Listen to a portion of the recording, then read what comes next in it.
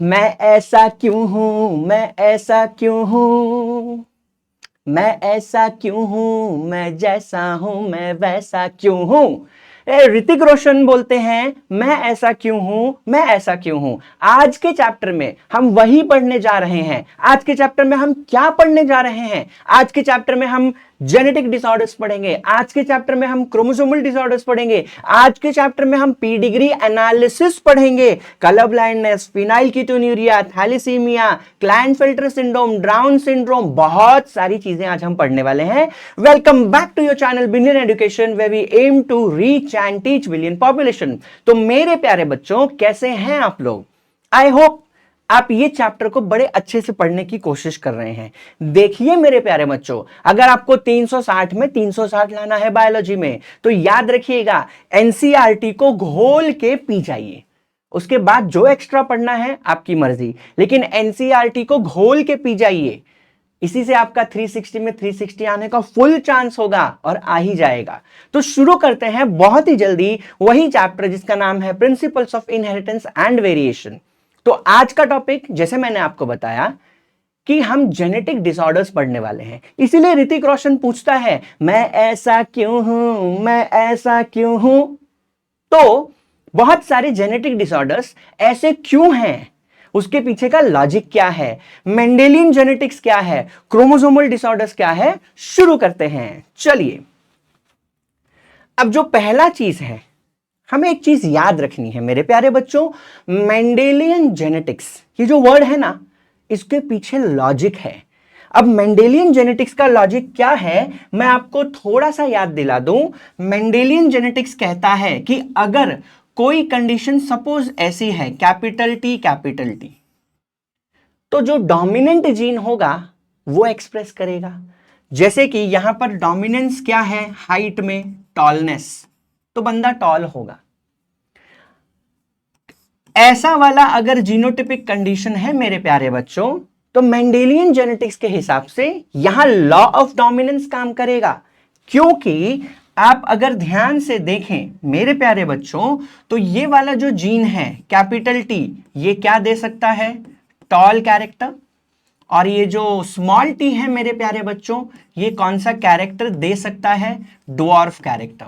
मतलब इस कंडीशन में दो अलग अलग जीन हैं एक ही कैरेक्टर के लिए, लेकिन कौन सा एक्सप्रेस करेगा, तो एक्सप्रेस ये करने वाला है। मतलब ये कॉम्बिनेशन, जिसे आप हेटेरोजाइगस डोमिनेंट या जिसे आप हाइब्रिड कंडीशन कहते हैं, अगर वो मेरे अंदर है तो मेरा फिनोटिपिक कैरेक्टर तो टॉल होने वाला है। तो ये जो पूरा कंडीशन है, ये किस पे काम कर रहा है, लॉ ऑफ डोमिनेंस।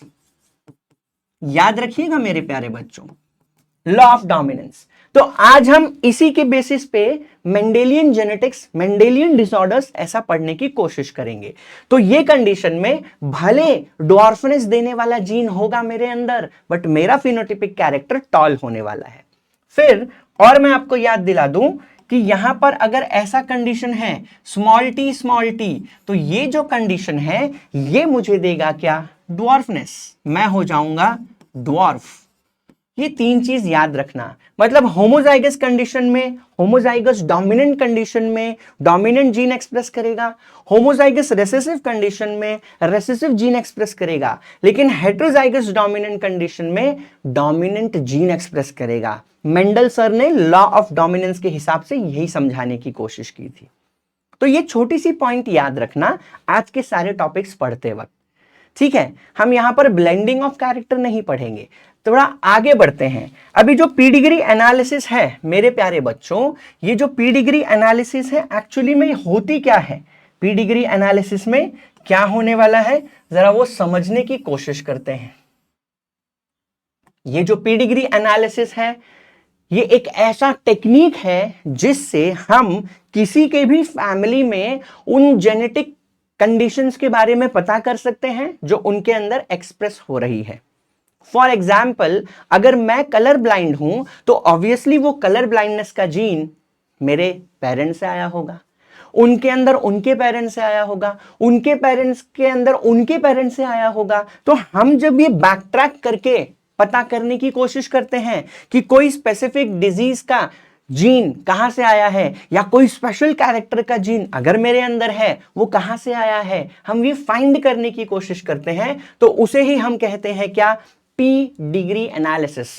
इसे पेडिग्री मत कहना, ये पी डिग्री प्रोनाउंस होता है। So that is P degree analysis. तो हम क्या एनालाइज करने की कोशिश कर रहे हैं, हम स्पेसिफिक जीन का पता लगाने की कोशिश कर रहे हैं, स्पेसिफिक जीन के बारे में पता लगाने की कोशिश कर रहे हैं मेरे प्यारे बच्चों, ध्यान से समझिएगा ये चीज। So we are trying to find out कि कोई स्पेसिफिक जीन किस जनरेशन से हमारे अंदर आना शुरू हुआ है, उसे हम पी डिग्री एनालिसिस कहने वाले हैं। तो हम पूरी एक पी डिग्री चार्ट बना सकते हैं पूरी फैमिली का, जो मैं आगे आपको दिखाने की कोशिश करूंगा। तो वो होता है पी डिग्री एनालिसिस। अब यहां पर जब भी हम पी डिग्री एनालिसिस की बात करेंगे तो यहां हमें स्पेशल चीज याद रखना होगा। वो स्पेशल चीज है सिंबल्स, मस्त वाला सिंबल्स। तो हम पी डिग्री एनालिसिस का जब चार्ट बनाएंगे तो कौन से सिंबल्स, कौन से नोटेशंस यूज करने वाले हैं। जैसे मैथ्स में और फिजिक्स में स्पेसिफिक चीजों के लिए, जैसे एडिशन के लिए प्लस साइन है, सब्ट्रैक्शन के लिए माइनस साइन है, परसेंटेज का साइन भी आपको पता है, इक्वल टू का साइन भी, ग्रेटर देन, लेस देन, सब सिंबल्स हैं। वैसे ही जेनेटिक्स में जब हम पी डिग्री एनालिसिस करते हैं तो हम सिंबल्स के दम पे वो पूरा चार्ट बनाने की कोशिश करते हैं, और वो सिंबल्स आपको कुछ ऐसे दिखने वाले हैं। ये देखिए, अब यहां पर जो सिंबल्स आपको याद रखने हैं मेरे प्यारे बच्चों, बड़े ध्यान से देखिएगा, इजी है, मजा आने वाला है। अब ये जो सिंबल है ये वाला, आप अगर ध्यान से देख रहे हैं, ये जो सिंबल है ये कैसे बनाया गया है जरा देखिए। ये ऐसे है, दिस इज लाइक दिस, ठीक है। ये स्क्वायर बनाया है, अनफिल्ड स्क्वायर है। अनफिल्ड मतलब एम्प्टी स्क्वायर। आप देखो ये सफेद सफेद दिख रहा है, वो स्क्वायर अगर अनफिल्ड है, अनफिल्ड, तो ये जो सिंबल है, ये जो सिंबल है ये किसके लिए यूज होता है वो भी बता दूं। ये जो सिंबल है ये नॉर्मल मेल के लिए यूज होता है। किसके लिए, नॉर्मल मेल, मतलब ऐसा मेल जिसको कोई जेनेटिक बीमारी नहीं है या कोई स्पेसिफिक जेनेटिक ट्रेट नहीं है उसके अंदर, नॉर्मल सारे ट्रेट्स हैं। तो ये सिंबल आप याद रखना, स्क्वायर बट अनफिल्ड या एम्प्टी स्क्वायर मेल रिप्रेजेंट करेगा, नॉर्मल मेल रिप्रेजेंट करेगा। दूसरा सिंबल देखने की कोशिश कीजिए, सर्कल है, ये अनफिल्ड सर्कल है, तो ये फीमेल रिप्रेजेंट करेगा। लेकिन कैसी फीमेल रिप्रेजेंट करेगा, नॉर्मल फीमेल मेरे प्यारे बच्चों, याद रखना।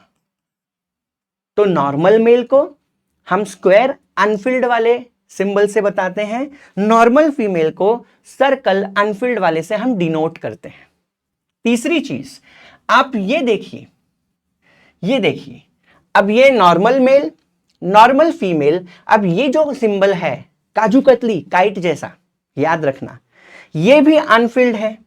लेकिन ये हम सिंबल किसके लिए यूज करेंगे, तो ये सिंबल हम उसके लिए यूज करेंगे जिसका जेंडर हमें नहीं मालूम। फॉर एग्जाम्पल, आपको किसी ने पूछ लिया कि आज से 6 जनरेशन 5 जनरेशन पहले आपके फैमिली में कितने लोग थे, तो आप जब पता करेंगे अपनी फैमिली में तो कुछ लोग बताएंगे कि हाँ 4 लोग थे, 5 लोग थे। लेकिन ऐसा हो सकता है आपको जेंडर ना पता हो। तो लेकिन ये तो पता है कि 5 जनरेशन पहले हमारे फैमिली में 4 लोग थे, 4 भाई थे। भाई तो पता होगा तो जेंडर पता होगा, लेकिन 4 लोग थे। अभी 4 लोग हैं, इसको आप इससे पता करेंगे। तो जब किसी का जेंडर आपको पता नहीं है लेकिन उसको आपको फिर भी उस फैमिली चार्ट में बताना है, तो आप ये काजू कतली से करेंगे सिंबल, ये वाला काजू कतली वाला सिंबल मैं यहां बना के दिखा देता हूं। It is like this. तो ये जो सिंबल है, ये सिंबल हम तब यूज करते हैं जब किसी के बारे में बताना हो बट उसका जेंडर हमें नहीं मालूम। इसलिए देखिए यहां लिखा है सेक्स अनस्पेसिफाइड। अच्छा, यहां एक चीज आप और कर सकते हैं, क्या कर सकते हैं, आपने इसी में लिख दिया 4, तो मतलब क्या, जैसे मैंने कहा 5 जनरेशन पहले 4 लोग थे लेकिन हमको चारों का जेंडर नहीं मालूम, तो आप इस काजू कतली में 4 लिख दीजिएगा, वो डिनोट हो जाएगा 4 लोग थे जिनका सेक्स या जेंडर हमें नहीं पता था। तो आप ऐसे भी लिख सकते हैं। याद रखना जो यहां दिखाया है, यहां 5 लिखा है, मतलब क्या, 5 लोग थे बट उनका जेंडर हमें नहीं मालूम, तो we can denote them also, उनको भी हम चार्ट में ले सकते हैं।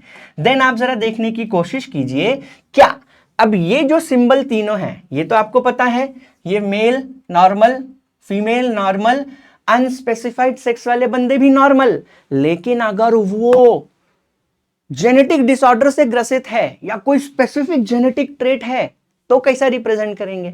तो हम रिप्रेजेंट करेंगे बाय फिलिंग इट। ये फिल्ड स्क्वायर है, ये फिल्ड सर्कल है, ये फिल्ड काजू कतली है, आपने फिल कर दिया, इसका मतलब अफेक्टेड बंदा है वो। ये कौन है? ये वाला जो सिंबल आप देखने की कोशिश करेंगे, ये वाला सिंबल, तो ये कौन सा सिंबल है? ये बन जाएगा अफेक्टेड मेल, है ना मेरे प्यारे बच्चों, अफेक्टेड मेल। ये कौन बन जाएगा? ये फील्ड सिंबल है, तो ये कौन बन जाएगी? कौन बन जाएगी? अफेक्टेड फीमेल, याद है? और ये क्या हो जाएगा? 5 लोग या 4 लोग थे लेकिन अफेक्टेड थे, तो आप उनको ऐसा डिनोट करेंगे। तो फील्ड स्क्वायर, फील्ड सर्कल या फील्ड काजू कतली अगर है, मतलब वो बता रहा है कि भाई वो बंदे को कोई ना कोई जेनेटिक डिसऑर्डर है या उसके अंदर कोई स्पेशल जेनेटिक ट्रेट है।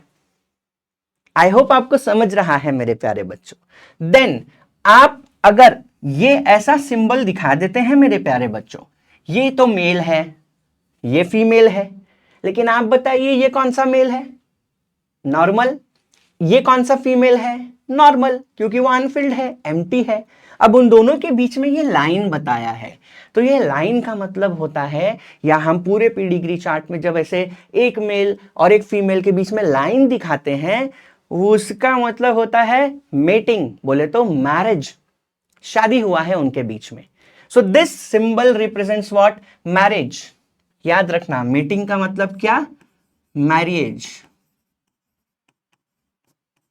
तो उनके बीच में मैरिज हुआ है, याद रखना मेरे प्यारे बच्चों।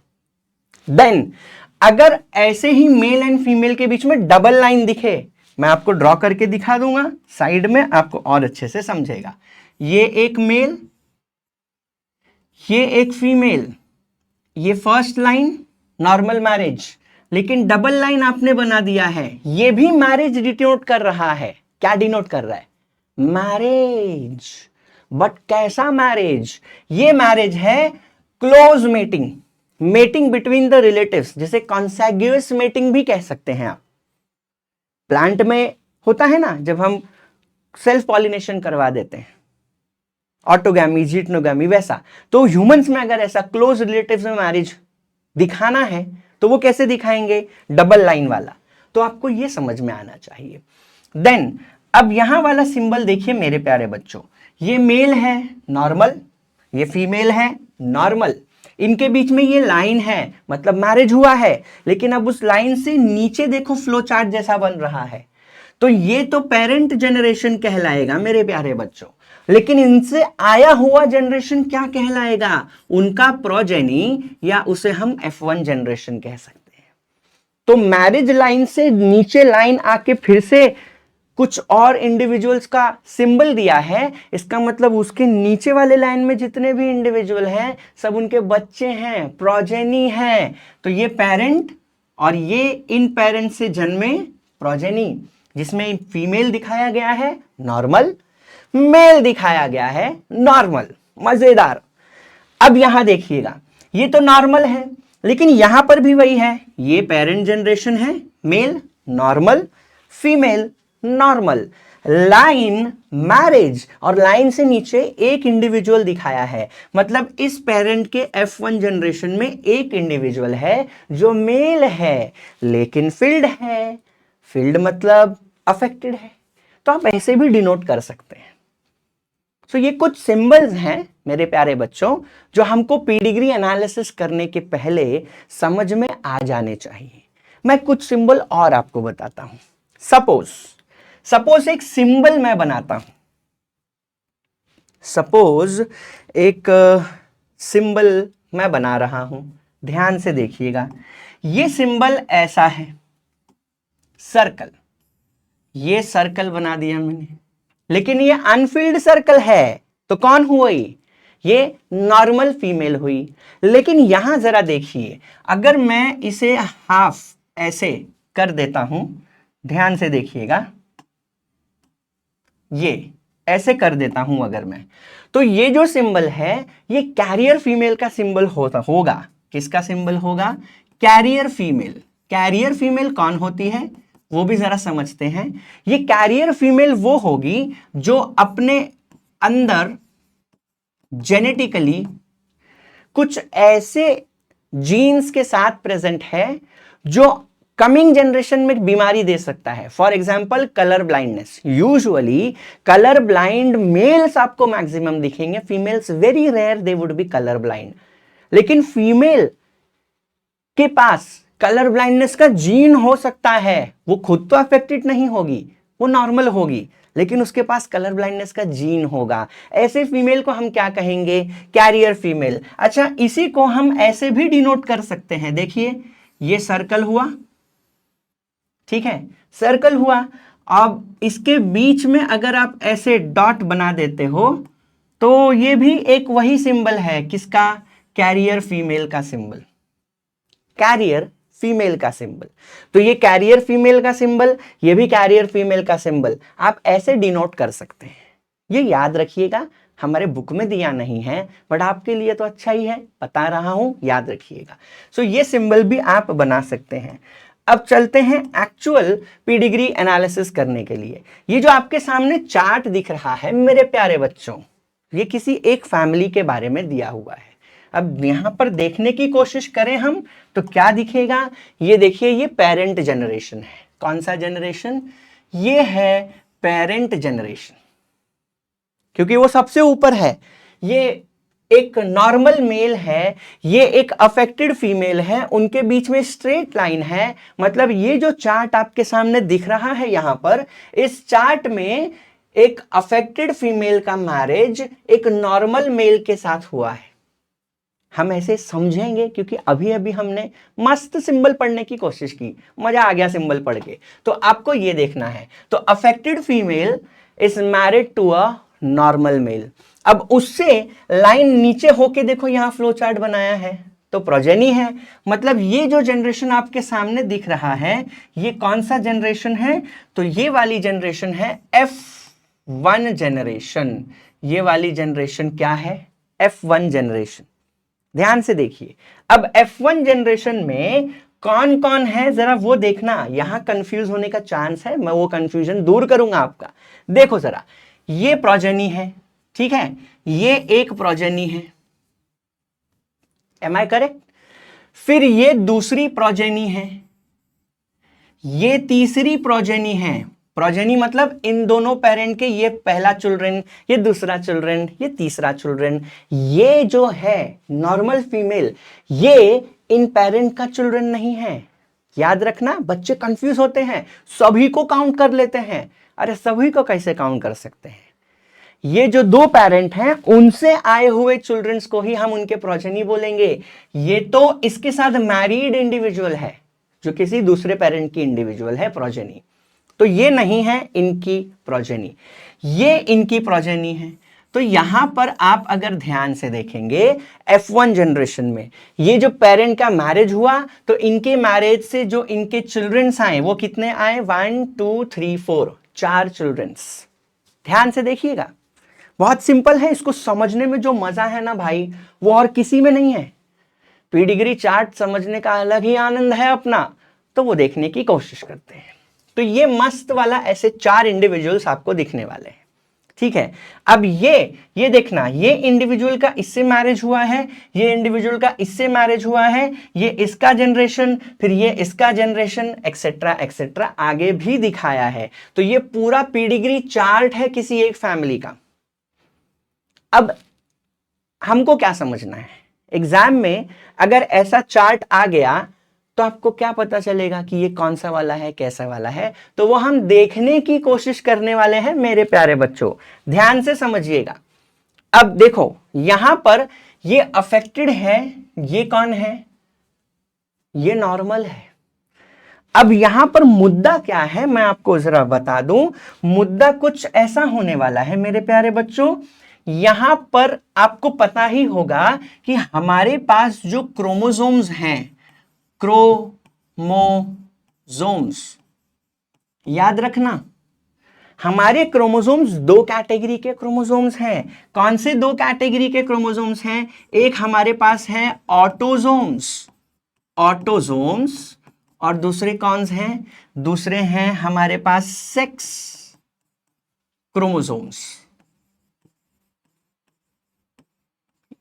वेरी इंपॉर्टेंट चीज समझने की कोशिश कर रहे हैं हम। तो हमारे पास जो क्रोमोसोम्स हैं वो दो कैटेगरी में डिवाइडेड है मेरे प्यारे बच्चों। एक है ऑटोसोम, जो कि हमारा फर्स्ट पैर से लेकर 22nd पैर वाला जितना भी क्रोमोसोम है सबके सब ऑटोसोम है।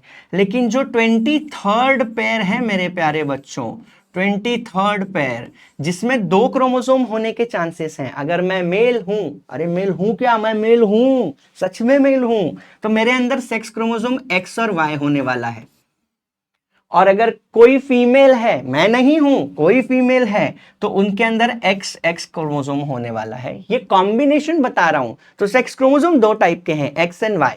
अब उसके कॉम्बिनेशन से मेल एंड फीमेल बनने वाला है। ये ऑटोसोम्स हैं। ये जेंडर देगा। ये दोनों हमें क्या देने की कोशिश करते हैं? ये हमें देने की कोशिश करते हैं जेंडर। और ये फर्स्ट पैर से 22nd पैर तक क्या देंगे? हमें देंगे बॉडी कैरेक्टर। थोड़ा याद रखना, ये हमें देंगे बॉडी के सारे बाकी कैरेक्टर्स। तो क्रोमोसोम दो कैटेगरी में डिवाइडेड है, ऑटोसोम्स एंड सेक्स क्रोमोसोम्स, याद रखिएगा। तो अब ये जो आप पूरा चार्ट देख रहे हैं, अब जो डिजीज हो सकती है वो कैसी हो सकती है? हमारे पास जो डिजीज होगी वो डिजीज ऐसी हो सकती है, या तो ऑटोसोमल डिजीज, ऑटोसोमल डिजीज होगी, ऑटोसोमल जेनेटिक ट्रेट होगा। मतलब वो डिजीज का जीन हमारे किसके ऊपर है? ऑटोसोम्स पे है। वो डिजीज का या वो जेनेटिक कैरेक्टर का जीन कहां होगा? ऑटोसोम्स पे। तो वो ऑटोसोमल डिजीज, या फिर आप उसे क्या बोल सकते हैं? Autosomal trait. ध्यान से समझना, कई बच्चे ये नहीं समझ पाते। तो व्हाट इज ऑटोसोमल डिजीज या ऑटोसोमल ट्रेट? मतलब वो डिजीज का जीन या वो कंडीशन का जीन हमारे किन के ऊपर प्रेजेंट है? ऑटोसोम्स के ऊपर है। तो आप उसे ऑटोसोमल डिजीज बोल सकते हैं, या फिर आप उसे ऑटोसोमल ट्रेट बोल सकते हैं। अब वो जीन मेरे अंदर कब एक्सप्रेस करेगा, इसके ऊपर भी क्वेश्चन आप बन सकता है। तो याद रखना, ये क्या याद रखेंगे? जीन, अगर वो डिजीज या वो ट्रेट इस कंडीशन में है, कौन से कंडीशन में? डोमिनेंट कंडीशन में। कौन से कंडीशन में? डोमिनेंट। तो हम उसे कौन सा डिजीज बोलेंगे? ऑटोसोमल डोमिनेंट डिजीज या फिर ऑटोसोमल डोमिनेंट ट्रेट। अब इसको भी एग्जाम्पल देके समझाऊंगा मेरे प्यारे बच्चों, जरा समझने की कोशिश करना। एग्जाम्पल देके मैं सिखाने की कोशिश कर रहा हूं, जरा देखो। तो ऑटोसोमल डिजीज, अब वो डिजीज या वो जेनेटिक ट्रेट अगर डोमिनेंट कंडीशन में मेरे में एक्सप्रेस कर रहा है, तो वो है ऑटोसोमल डोमिनेंट डिजीज या फिर ऑटोसोमल डोमिनेंट ट्रेट। मतलब फॉर एग्जाम्पल, अगर कोई बीमारी है या कोई जेनेटिक ट्रेट है, तो वो या तो इस कंडीशन में होगी, कैपिटल ए, ठीक है ना। होमोजाइगस डोमिनेंट कंडीशन में मेरे अंदर एक्सप्रेस करेगा वो डिजीज या ट्रेट, या फिर वो ऐसे भी एक्सप्रेस कर सकता है, capital A small a condition में। तो अगर कोई जेनेटिक डिजीज या जेनेटिक ट्रेट मेरे अंदर तब एक्सप्रेस कर रहा है जब वो डोमिनेंट कंडीशन में है, तो उसके दो प्रोबेबल जीनोटाइप्स हो सकते हैं, either this homozygous dominant, either this heterozygous dominant, या फिर हाइब्रिड डोमिनेंट भी आप कह सकते हैं। तो ऐसी डिजीज को या ऐसे ट्रेट को हम क्या बोलेंगे? ऑटोसोमल डोमिनेंट डिजीज या ऑटोसोमल डोमिनेंट ट्रेट। उस पॉसिबल जीनोटाइप दो, homozygous dominant, heterozygous dominant. I hope ये समझा है आपको। अब मैं दूसरी चीज आपको बता दूं, हमारे पास ये भी तो हो सकता है ना, हमारे पास ऑटोसोमल रेसेसिव डिजीज भी हो सकती है। रेसेसिव डिजीज, याद रखिएगा, ऑटोसोमल रेसेसिव डिजीज, मतलब ये डिजीज का जीन मेरे ऑटोसोम पे है, लेकिन मेरे अंदर कब एक्सप्रेस कर रहा है, जब वो रेसेसिव कंडीशन में है। इसका सिर्फ एक जीनोटाइप पॉसिबल है, और वो कौन सा? Small a condition. Homozygous recessive condition में ही ये डिजीज मेरे अंदर एक्सप्रेस करेगी। तो पहले इसको समझिए, ऑटोसोमल डोमिनेंट डिजीज या ऑटोसोमल डोमिनेंट ट्रेट मेरे अंदर तब एक्सप्रेस करेगा जब वो या तो होमोजाइगस डोमिनेंट कंडीशन में है या हेटेरोजाइगस डोमिनेंट, और इन दोनों का जीन, ये दोनों कंडीशन का जीन मेरे ऑटोसोम पे है। ऑटोसोमल रेसेसिव डिजीज मेरे अंदर तब एक्सप्रेस करेगी जब उसका gene recessive homozygous recessive condition में है, और वो जीन कहां होगा? मेरे ऑटोसोम में। तो ये समझने की कोशिश कीजिए। कई सारे बच्चे ये नहीं समझते, लेकिन आप समझ चुके हैं, और आप समझने के बाद टॉप मारने का मादा रखते हैं मेरे प्यारे बच्चों, याद रखिएगा। तो ऑटोसोमल डोमिनेंट डिजीज का 2 जीनोटाइप पॉसिबल है, ऑटोसोमल रेसेसिव डिजीज का ये सिर्फ एक जीनोटाइप पॉसिबल है। ऑटोसोमल मतलब उसका जीन कहां होगा? हमारे ऑटोसोम्स में। वो भी लिख देता हूं ताकि आपको आगे भी प्रॉब्लम ना हो मेरे प्यारे बच्चों। तो ऑटोसोमल डिजीज कहां होगा? जीन विल बी ऑन किसमें? Will be on autosomes. Autosomes याद रखना, gene will be on autosomes. इसका भी लिखवा देता हूं मैं आपके लिए बहुत अच्छे से। इसका भी क्या होगा? जीन विल बी ऑन किस पे होगा?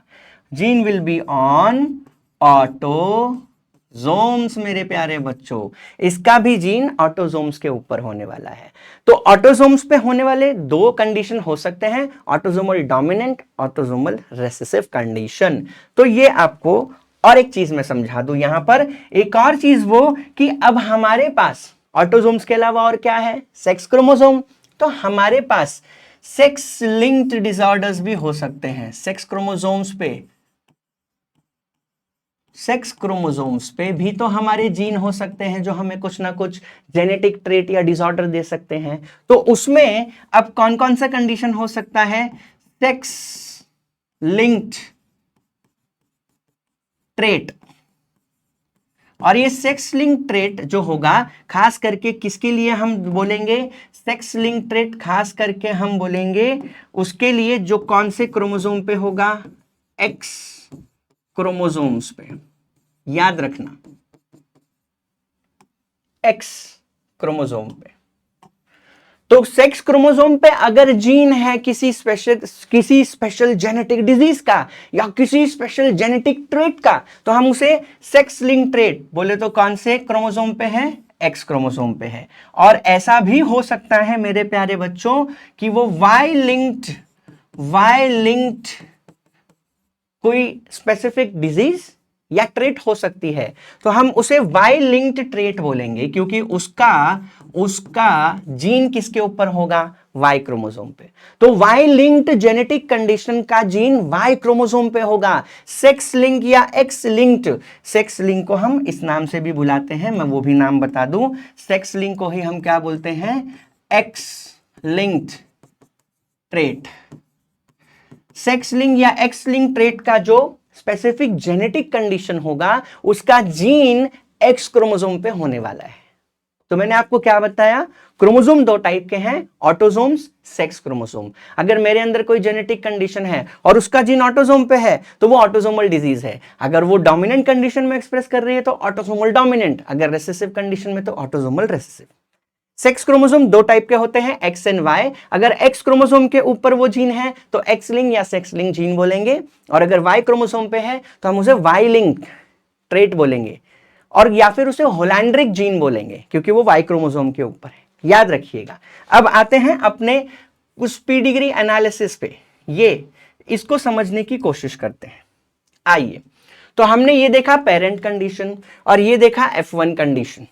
अब ये देख के हमें कैसा पता चलेगा कि ये ऑटोसोमल डोमिनेंट है या ऑटोसोमल रेसेसिव है? कैसे पता चलेगा? तो वो पता करने के लिए मैं आपको सिखाने वाला हूं कुछ मस्त ट्रिक्स। याद रखिए, यहां पर पेरेंट जो है उनमें से एक अफेक्टेड है, एक नॉन अफेक्टेड है, और उनके F1 जनरेशन में some are affected and some are non affected. आप देखिए F1 जनरेशन में non affected, affected, non affected, affected. तो ये आपको बहुत अच्छे से याद रखना है। अगर पेरेंट जनरेशन में कोई एक अफेक्टेड है और दूसरा नॉन अफेक्टेड है, और उनसे आए हुए F1 जनरेशन में some are affected and some are non affected, तो ये कब दिखेगा? जरा मैं आपको ये सॉल्व करा के दिखा दूं मेरे प्यारे बच्चों। तो याद रखना, पेरेंट क्या था? अफेक्टेड। एक यहां पर जो अफेक्टेड है, इसको किससे क्रॉस किया था आपने? नॉर्मल के साथ क्रॉस किया। और इनके F1 जनरेशन में कौन कौन आया? इनके F1 जनरेशन में अफेक्टेड इंडिविजुअल भी दिखे, प्लस कौन दिखे? नॉर्मल भी। तो ये कब हो सकता है, किस कंडीशन में हो सकता है, अब भी आपको पता चलेगा। अब भी करके देता हूं, चलो देखते हैं कैसे। तो यहां जरा देखना, सपोज अब यहां देखो आप जरा, अफेक्टेड है, नॉर्मल है, ध्यान से देखना। मैं यहां ड्रॉ करके देता हूं। सपोज मान लेते हैं ये अफेक्टेड, मान लेते हैं ये अफेक्टेड कैसा है? ये कंडीशन में है, डोमिनेंट कंडीशन में। और मान लेते हैं ये कैसा होगा फिर? अगर अफेक्टेड कंडीशन डोमिनेंट है तो चाहे होमोजाइगस डोमिनेंट हो, हेट्रोजाइगस डोमिनेंट हो, दोनों ही अफेक्टेड होंगे। तो बाय डिफॉल्ट नॉर्मल का जीनोटाइप क्या होगा? नॉर्मल का जीनोटाइप होगा स्मॉल ए। ठीक है, ये पेरेंट कंडीशन। गैमीट्स बनाएंगे और यहां पर ये गैमीट्स लिखेंगे ऐसे। आई होप आपको वो याद हो जो मैंने पनेट स्क्वायर बनाना सिखाया था। अब देखिए यहां पर स्मॉल ए ऐसा होगा। तो यहां पर capital A small a, capital A small a, capital A small a, capital A small a. तो F1 जनरेशन में मेरे प्यारे बच्चों जरा ध्यान से देखना, सारे के सारे इंडिविजुअल्स कैसे होंगे? All should be what? affected। ध्यान से देखना, ये आपको मैं क्यों सॉल्व करके दिखा रहा हूं? ताकि आपको पता चले। एग्जाम में ना सॉल्व करने की जरूरत नहीं होनी चाहिए, घर पे ये सारी चीजों को बैठ के कॉम्बिनेशन बनाइए, सॉल्व कीजिए और उसका कंक्लूजन याद रखिए। याद रखना, नीट एग्जाम में सबसे बड़ी सफलता कब मिलेगी? जब आप एक बायो का question with in 30 second solve कर लेते हैं, वो सबसे बड़ी सफलता है। क्योंकि बायो में मार्क्स भी मिलेगा, समय भी बचेगा, और वही समय बचा के आप एग्जाम में फिजिक्स के क्वेश्चन या केमिस्ट्री के क्वेश्चन सॉल्व कर सकते हैं, तो उसमें भी मार्क्स बढ़ने का फुल चांस है आपका। तो आप हमेशा याद रखिए मेरे प्यारे बच्चों, अपने आप को ट्रेन कीजिए, एक bio question with in 30 seconds, और इसको और कम करते जाइए, 20 सेकेंड्स, 15 सेकेंड्स। लेकिन गलती नहीं करना। ये कब होगा? जब आप एक्सपीरियंस को खुद एक्सपीरियंस करेंगे, रोज बैठ के प्रैक्टिस करेंगे, तभी तो आप 360 में 360 बायो एंड 720 में 720 नीट एग्जाम में लाने का पूरा जोश रख पाएंगे। ध्यान से करना है, याद रखना, प्रैक्टिस करोगे तो आपका दिमाग मस्त दौड़ेगा एग्जाम में। Practice will make your brain run in the exam and make you topper in the whole India. यहां ध्यान दीजिए। तो आप अगर ध्यान से देख रहे हैं, ये पेरेंट जनरेशन है, ये गैमीट्स हैं, ये F1 जनरेशन है। अगर ये अफेक्टेड को मैं ये ले लेता, होमोजाइगस डोमिनेंट कंडीशन वाले इस पेरेंट को अगर मैं ये ले लेता, तो F1 में सारे अफेक्टेड होने चाहिए थे, क्योंकि हमें वही मिल रहा है। F1 में सारे अफेक्टेड होने चाहिए थे, लेकिन हमें तो अफेक्टेड भी मिला, नॉर्मल भी मिला। मतलब ये अफेक्टेड पेरेंट का ये जीनोटाइप नहीं हो सकता, नहीं होगा। तो क्या होने वाला है, थोड़ा समझने की कोशिश करते हैं, इसे भी बहुत अच्छे से समझने की कोशिश करेंगे। ध्यान से देखो, अब मैं ये पूरे जीनोटाइप को मिटा देता हूं। ये जीनोटाइप को हम मिटा देंगे, याद रखिए, क्योंकि ये हमारा है ही नहीं जीनोटाइप, ये जीनोटाइप नहीं है, तो हम इसे मिटाएंगे, पूरे के पूरे को मिटाएंगे। और अब देखने की कोशिश करेंगे दूसरे हिसाब से। क्या? हम ये अफेक्टेड इंडिविजुअल का ले लेते हैं लाइक दिस, क्योंकि होमोजाइगस डोमिनेंट में तो नहीं मिला। ये नॉर्मल है, बाय डिफॉल्ट ऐसा होगा। तो अब इसकी भी हम गैमीट्स बनाते हैं, capital A, small a, small a, small a. ठीक है, क्या मिला? कैपिटल ए, स्मॉल ए, ये अफेक्टेड होगा। ये क्या मिला? स्मॉल ए, ये नॉन अफेक्टेड मिला। ये क्या मिला? Capital A, small A, affected मिला। और ये क्या मिला? स्मॉल ए, नॉन अफेक्टेड मिला। मतलब इस कंडीशन में हमें क्या देखने मिला? सम F1 जनरेशन वाले were affected and some F1 generation वाले वर नॉन अफेक्टेड। याद रखिएगा मेरे प्यारे बच्चों। तो यही तो हमें यहां मिला है इस चार्ट में। जरा ध्यान से देखिए, इस चार्ट में some are affected, some are non affected, है ना? ट्रिक मस्त वाला। तो अगर पेरेंट में एक अफेक्टेड हो, दूसरा नॉन अफेक्टेड हो, और F1 जनरेशन में सम अफेक्टेड हो, सम नॉन अफेक्टेड हो, तो याद रखना आपको क्या मिला, क्रॉस करके क्या मिला? इसका जीनोटाइप ऐसा मिला, कैपिटल ए, स्मॉल ए, इसका बाय डिफॉल्ट स्मॉल ए, है ना? फिर यहां पर ये क्या मिला? अब ये वाला स्मॉल ए है। मतलब जितने नॉर्मल हैं F1 जनरेशन में सब स्मॉल ए वाले होने चाहिए। याद रखना, सब स्मॉल ए। और जो अफेक्टेड हैं वो सब के सब कौन होने वाले हैं? Capital A, small a, capital A, small a. ध्यान से समझने की कोशिश। अब इसको भी वेरीफाई करेंगे। ये देखिए, ये नॉन अफेक्टेड है, इसका मैरिज इनके साथ हुआ है, तो ये भी नॉन अफेक्टेड होंगे बहुत अच्छे तरीके से। और इनके भी जनरेशन में कोई भी अफेक्टेड नहीं है, तो ये भी ऐसे हैं मेरे प्यारे बच्चों। ये देखिए, स्मॉल ए। अच्छा, यहाँ ए तो हमने अपने आप को समझाने के लिए लिया है, ध्यान देखिएगा। अब यहां देखो, इसको वेरीफाई करते हैं।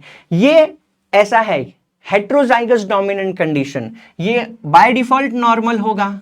ये देखिए, अब जब ये क्रॉसिंग होगा तो यही क्रॉसिंग तो हमने यहां भी किया है। देखियो, यही क्रॉसिंग किया है ना यहां पर हमने, वही सेम क्रॉसिंग ऐसा हुआ है, capital A, small a, cross with small a. तो some were affected, some were non affected, वही चीज हमें यहां मिली है। देखो, some are affected, some are non affected. मतलब हमने जो अंदाजा लगाया वो सही था। ये स्मॉल ए है, ये कैपिटल ए, स्मॉल ए है, और ये स्मॉल ए है।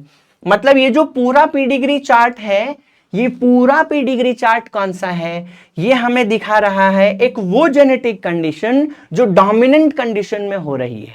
कौन से कंडीशन में? डोमिनेंट कंडीशन में। तो ये पूरा का पूरा चार्ट हमें बताएगा कि ये कौन सा है। ये है ऑटोसोमल डोमिनेंट कंडीशन।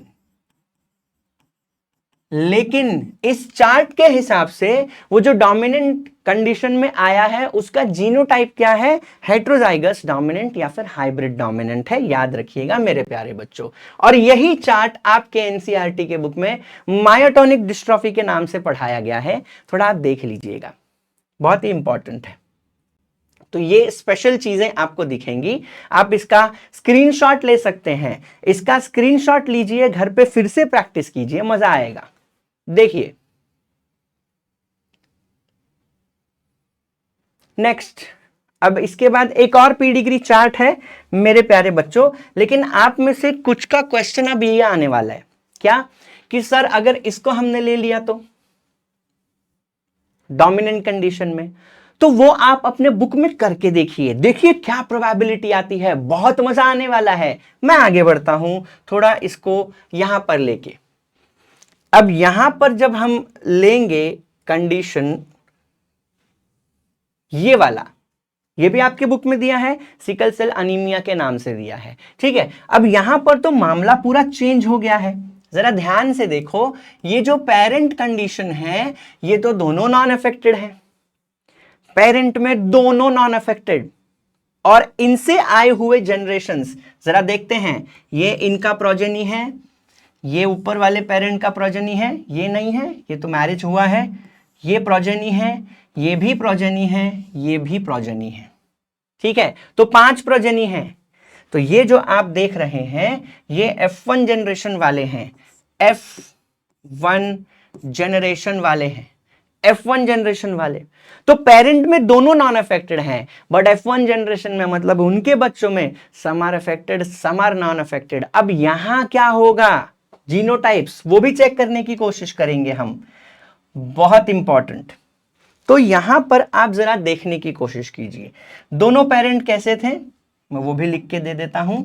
दोनों पेरेंट जनरेशन कैसे थे, दोनों नॉर्मल दिख रहे थे, normal parent male, normal parent female, इनका मैरिज हुआ। लेकिन इनके F1 जनरेशन में आपको क्या दिखा, अफेक्टेड पर्सन भी दिखे प्लस नॉर्मल पर्सन भी दिखे। अब इसका जीनोटाइप होने का क्या चांस है, तो जरा देखने की कोशिश करते हैं। यहां पर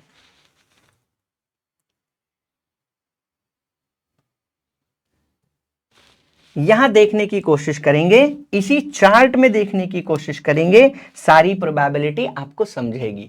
तो मान लेते हैं ये नॉर्मल है, ठीक है, नॉर्मल है, और मान लेते हैं कि ये इस कंडीशन में नॉर्मल थे, small a small a small a small a, तो उसके हिसाब से F1 में सभी को नॉर्मल होना चाहिए था। लेकिन F1 जनरेशन में some are normal, some are affected, तो ये जीनोटाइप नहीं हो सकता, ध्यान से समझिएगा, ये जीनोटाइप नहीं होने वाला। This is not the genotype that you are observing.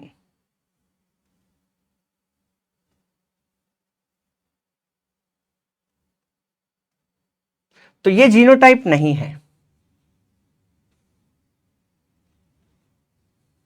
एक सेकेंड, जस्ट एक second my dear students, yes. तो यहां से समझने की कोशिश करते हैं फिर से। तो मैंने आपको क्या बताया, अगर ये ऐसे हैं, ये देखिए, ये अगर ऐसे हैं parent, small a small a small a small a small a small a, और दोनों ही नॉर्मल हैं, तो सभी नॉर्मल होने चाहिए, तो ये नहीं होगा, ये जीनोटाइप नहीं होने वाला। अब दूसरा चलते हैं, दूसरे चार्ट को समझने की कोशिश करते हैं।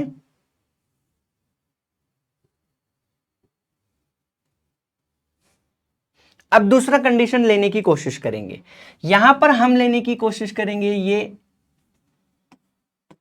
ऐसे हैं, capital A capital A capital A capital ए, तो सभी को होना चाहिए था क्या, नॉर्मल, वो भी कंडीशन नहीं होगा, तो ये भी जीनोटाइप नहीं होने वाला। अब नेक्स्ट पे चलते हैं, अब यहां देखते हैं, क्या देखने की कोशिश करेंगे हम, कैपिटल ए स्मॉल ए देखने की कोशिश करेंगे, ठीक है, मान लेते हैं ये है। तो अब इसमें इसको थोड़ा सा हमें सॉल्व करना होगा, let us try to solve this. तो ये पेरेंट जनरेशन है, पेरेंट में हमने लिया capital A crossed with capital A small a. अब इनके गैमीट्स बना लेते हैं, बहुत ही इजी है, capital A capital A capital A small a, ध्यान से देखिएगा। तो ये कैपिटल ए हो गया, capital A small a and capital A small a, मतलब अगेन सबके सब कौन होने चाहिए थे, नॉन अफेक्टेड। तो ये भी नहीं है, ये भी एब्सोल्युटली नहीं है, तो क्या है जीनोटाइप, वो देखने की कोशिश करते हैं। अब एक ही कंडीशन बाकी है, हम ये देख लें, क्या दिस, हम पेरेंट को क्या मान लेंगे, हम पेरेंट को ये वाला मानने की कोशिश कर लेते हैं।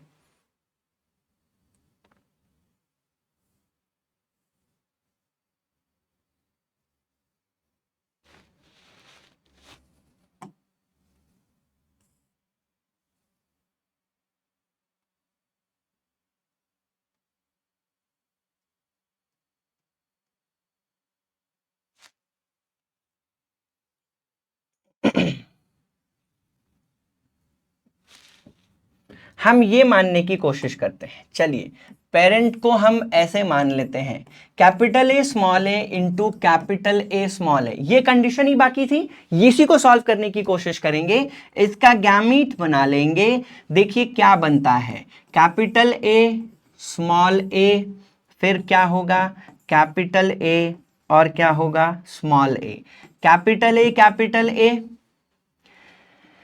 Capital A small a, capital A small a and small a. मतलब ये वाला जो जीनोटाइप हमने देखा ये प्रॉपर है, ये भी क्या है, ये नॉन अफेक्टेड है, ये भी क्या है नॉन अफेक्टेड है, ये भी क्या है नॉन अफेक्टेड है, बट ये वाला जो है ये वाला अफेक्टेड है। मतलब इसमें आपको क्या मिला, सम आर अफेक्टेड, जो कि ये वाला है, एंड सम आर नॉर्मल, ठीक है ना। तो ये वाला जो आपको चार्ट दिख रहा है मेरे प्यारे बच्चों, ये वाला जो चार्ट दिखेगा आपको, ये वाले चार्ट में आपको क्या लिखना है मैं वो भी बता देता हूं। ये वाले चार्ट में आपको क्या लिखना है,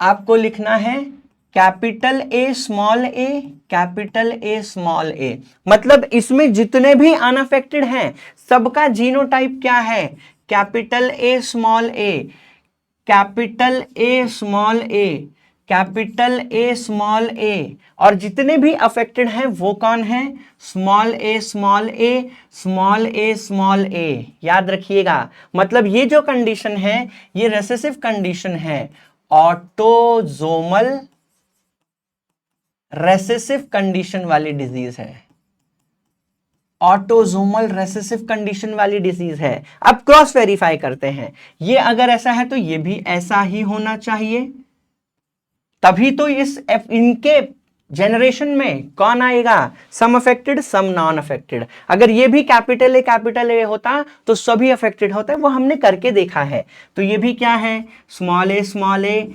capital A small a, capital A small a. याद रखिएगा ये चीज, और ये आपके बुक में एनसीईआरटी में सिकल सेल एनीमिया के नाम से दिया है, ऑटोसोमल रेसेसिव डिसऑर्डर। इसका भी स्क्रीनशॉट ले सकते हैं और आप इसे फिर से सॉल्व करने की कोशिश कर सकते हैं। याद रखिएगा, इसे फिर से सॉल्व करने की कोशिश कर सकते हैं आप माय डियर स्टूडेंट्स। याद रखना थोड़ा सा, तो इसका स्क्रीनशॉट आप ले सकते हैं। आप क्या लिखेंगे, इसमें लिखेंगे capital A small a, capital A small a, ऐसा लिखने वाले हैं आप। So you can take the screenshot.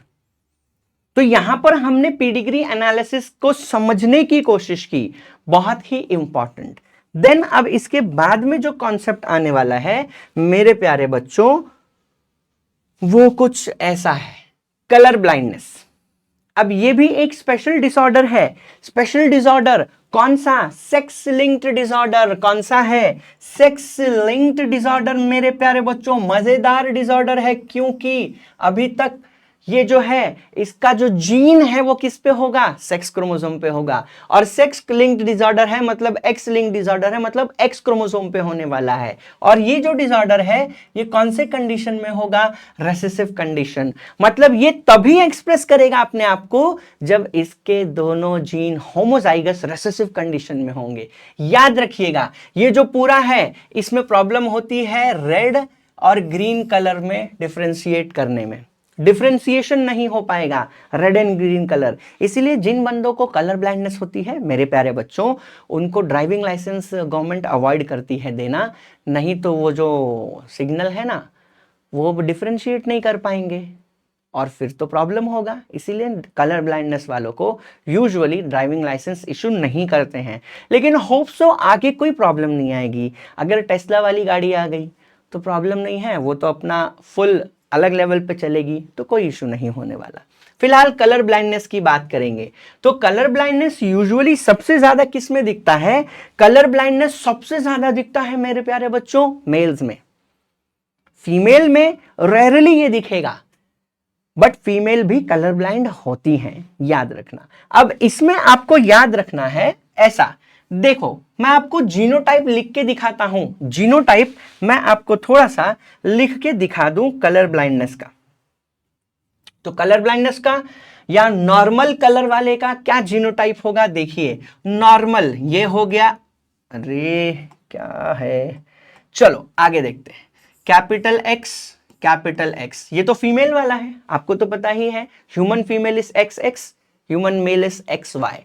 तो अब अगर नॉर्मल फीमेल बनाना है, कौन सा फीमेल बनाएंगे हम, नॉर्मल कलर, नॉर्मल विजन वाली क्या फीमेल, वो फीमेल जिसका नॉर्मल विजन है, उसके पास कैपिटल सी, ये कैपिटल सी क्या है, डोमिनेंट अलील है for normal vision. So if a female wants to be a normal vision वाली female, she should have capital C on both the X, ये normal female.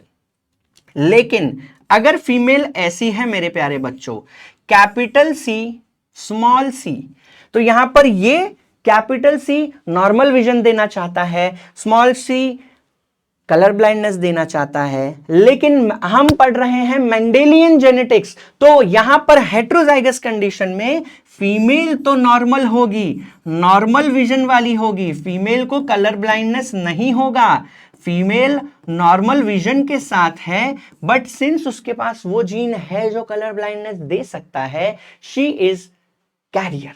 कौन है ये, carrier, she is a carrier female मेरे प्यारे बच्चों, carrier female. और अगर मेल को नॉर्मल कलर वाला विजन चाहिए तो उनको ऐसा होना पड़ेगा मेरे प्यारे बच्चों, एक्स वाई कैपिटल सी, एक सेकेंड इसको कैपिटल कर दूं, ये है कैपिटल सी, तो ये कौन है, नॉर्मल, ये है नॉर्मल विजन वाला मेल। याद रखो मेरे प्यारे बच्चों, तो ये जीनोटाइप याद रखना, ये स्पेशल जीनोटाइप्स हैं, कैपिटल सी नॉर्मल विजन वाली female, she is not a carrier क्योंकि उसके पास जीन ही नहीं है कलर ब्लाइंडनेस का। Capital C small C normal vision वाली है, but she is having that colour blindness का जीन, कैरियर हो जाएगी। And capital C, X Y में कैपिटल सी है, तो भाई हम मेल हैं, कलर ब्लाइंडनेस नहीं है हमें, तो वो नॉर्मल विजन वाला मेल होने वाला है। ये जरा ध्यान से देखिएगा। अब यहां पर थोड़ा सा और आगे बढ़ेंगे, तो अब देखने की कोशिश करेंगे कि colour blind male and female कैसे बनेंगे, तो वो ऐसे बनेंगे। कलर ब्लाइंड फीमेल हमें अगर बनाना है, कलर ब्लाइंड कहां गया, यहां गया, कलर ब्लाइंड फीमेल आपको बनाना है, या कलर ब्लाइंड फीमेल का जीनोटाइप क्या होगा, जरा देखने की कोशिश करते हैं। कैपिटल एक्स मतलब एक्स क्रोमोसोम, तो यहां पर होना चाहिए स्मॉल सी, ये जीनोटाइप है, तो ये फीमेल कौन है, कलर ब्लाइंड फीमेल है, ये कलर ब्लाइंड फीमेल है। और अगर मेल को कलर ब्लाइंड होना है मेरे प्यारे बच्चों, तो स्मॉल एक्स वाई। अब ये जीनोटाइप किसे डिपिक्ट कर रहा है, कलर ब्लाइंड मेल, ये याद रखना है मेरे प्यारे बच्चों, colour blind mail.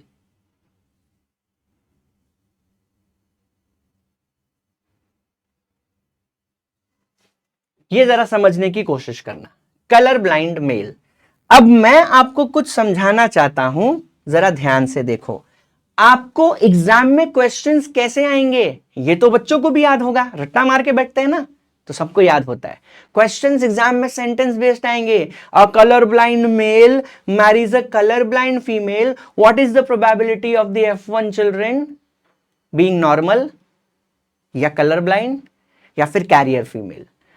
A color-blind male marrying a normal female, a normal female carrying a color-blind male, a carrier female marrying a normal male, a carrier female marrying a color-blind male। तो बहुत सारे type के conditions हो सकते हैं, मैं आपको लिख के देता हूं, आप क्या कीजिएगा, घर पे मस्त सॉल्व करने की कोशिश कीजिएगा। मैं आपको एक चीज सॉल्व करके दिखाऊंगा। फॉर एग्जाम्पल मैं यहां पर आपको एक चीज सॉल्व करके दिखा दूं, तो वो ये चीज होगी, ध्यान से देखना, पेरेंट जनरेशन में क्या दिखाएंगे हम, पेरेंट जनरेशन में एक कलर ब्लाइंड फीमेल मैरी करती है एक कलर ब्लाइंड मेल के साथ। तो देखिए, कलर ब्लाइंड फीमेल मैरिंग अ कलर ब्लाइंड मेल, तो इसका गैमेट्स को हम समझने की कोशिश करेंगे। गैमेट कुछ ऐसा होगा, स्मॉल सी, है ना, ऐसा ही होगा ना गैमेट, तो याद रखना ये वाला चीज। अब इनका भी गैमेट बना देते हैं, सी स्मॉल और ये वाई, ये देखिए। अब यहां क्या मिलेगा, X by default small C, she is the affected colour blind female. फिर यहां भी क्या मिलेगा, X small C affected female है। यहां क्या मिलेगा, ये ऐसा, और वाई अफेक्टेड मेल, और यहां पर क्या मिलेगा, small C Y affected female. मतलब ये अगर ऐसा हुआ कि colour blind female Mary's a colour blind mail, तो उनके जितने F1 जनरेशन वाले हैं इंडिविजुअल हैं, ऑल आर अफेक्टेड। याद रखना, ऑल विल बी, चाहे वो मेल हो फीमेल हो, all would be what, colour blind. तो मेरे प्यारे बच्चों क्या करो, आप लोग को मैं बता देता हूं किसके किसके बीच में क्रॉस करना है। घर पे बैठो, मस्त क्रॉसिंग करो, उसका कंक्लूजन याद रखो, एग्जाम में मस्त मार्क्स लेके जाओ, टॉप मार के आओ। तो मैं आपको लिख के देता हूं आपको क्या क्या करना है, तो आप ऐसे कर लीजिएगा मेरे प्यारे बच्चों। क्या कर लीजिएगा, आप क्रॉस बनाइएगा। पहला cross, colour blind mail crossing with colour blind female, जो मैंने करके दिया फिर कर लेना, उसमें क्या है। फिर कलर ब्लाइंड मेल मैरिंग अ कौन सा फीमेल, कैरियर फीमेल, ठीक है। फिर थर्ड क्रॉस क्या कर सकते हैं आप कलर ब्लाइंड मेल का किससे कर लेना, नॉर्मल फीमेल के साथ क्रॉसिंग कर लेना।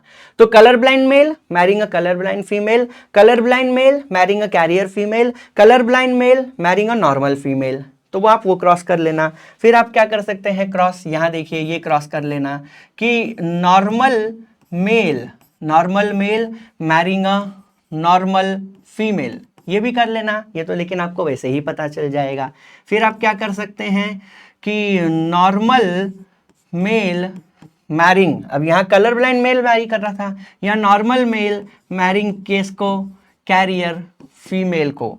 फिर क्या कर सकते हैं आप, नॉर्मल फीमेल मैरिंग व्हाट, अब यहां पर क्या कर सकते हैं आप, कलर ब्लाइंड फीमेल। ऐसे बहुत सारे कॉम्बिनेशन आप कर सकते हैं, इसको सॉल्व कीजिए, और जो मजा आने वाला है ना, वो कॉन्फिडेंस बिल्ड अप करेगा आपका, आपको टॉप मारने में मदद करेगा। तो ऐसा कर लेना, एग्जाम्स में काम आएगा।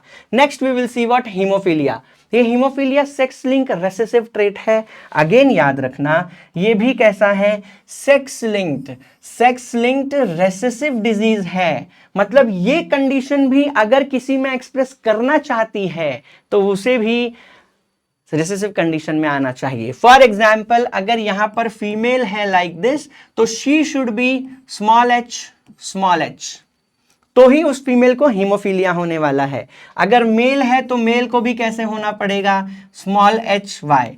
अब एक चीज याद रखना, यहां फीमेल को डबल डोज चाहिए रेसेसिव जीन का, यहां सिंगल डोज में हम बेचारे मेल अफेक्ट हो जाते हैं। क्यों ऐसा, तो याद रखना, वाई क्रोमोसोम पे कोई डोमिनेंट कंडीशन है ही नहीं, डोमिनेंट जीन है ही नहीं इसके लिए, इसलिए हम बेचारे हमेशा अफेक्ट हो जाएंगे सेक्स लिंक या एक्स लिंक डिसऑर्डर पे। तो यहां पर अब ये हीमोफीलिया क्या है, इसका दूसरा नाम मैं आपको बता दूं, हीमोफीलिया का ही नाम है ब्लीडर्स डिजीज। इसे ही आप क्या कहेंगे, ब्लीडर्स डिजीज। मेरे प्यारे बच्चों, मतलब होता क्या है, देखिए हमें जब इंजरी होगी तो हमारे ब्लीडिंग होगा, लेकिन ना ब्लीडिंग हमारी जब होती है तो हमारे बॉडी का एक नेचुरल फिनोमिना है, clotting of the mechanism, clotting of blood mechanism. तो अगर हमें इंजरी हुई और हमने ब्लीडिंग किया तो गारंटी मैक्सिमम में क्लॉट हो जाएगा, 2 से 8 मिनट के बीच में मस्त क्लॉटिंग हो जाएगा, माइनर इंजरी है तो। नहीं तो क्या होगा कि अगर ब्लड क्लॉट नहीं हुआ, हमारा ब्लड लॉस हो जाएगा, हर ब्लड लॉस के वजह से हमारी मौत हो जाएगी, डेथ हो जाएगा। तो नॉर्मल बंदे में ब्लड क्लॉटिंग हो जाती है, लेकिन जिसे हीमोफीलिया है, उसे ब्लीडर्स डिजीज, उसे रॉयल डिजीज भी कहते हैं। ब्लीडर्स डिजीज मतलब हमारे पास जो ब्लड क्लॉटिंग होना है उसके लिए 13 to 14 केमिकल्स लगते हैं बनने के लिए। अब उनमें से कुछ केमिकल्स नहीं बनते, अब वो केमिकल नहीं बनेगा तो ब्लीडिंग स्टॉप नहीं होगी, बंदे का डेथ होने का चांस है। तो ऐसे बंदे को जब हॉस्पिटल लेके जाएंगे तो क्या केयर करेंगे हम, तो हम बाहर से वो केमिकल इंजेक्ट कर देंगे तो वो बच जाएगा। लेकिन नॉर्मली इसके पीछे का जेनेटिक कंडीशन क्या है, वो ये वाला है, ऐसा है। और अगर किसी को नॉर्मल होना है तो नॉर्मल के लिए क्या होना चाहिए, ये तो अफेक्टेड है। नॉर्मल कैसे होंगे, लाइक दिस, ये देखिए कैपिटल एच, या फिर ये ऐसा हो सकता है, यहां पर देखो कैपिटल एच वाई, ऐसा होना चाहिए। अब फीमेल में यहां पर एक कंडीशन ऐसा भी होगा, ये देखो एक्स वाला, तो ये एच और एच है, तो इसमें कोई इशू नहीं है उतना, क्योंकि डोमिनेंट जीन एक्सप्रेस करेगा, शी विल बी नॉर्मल।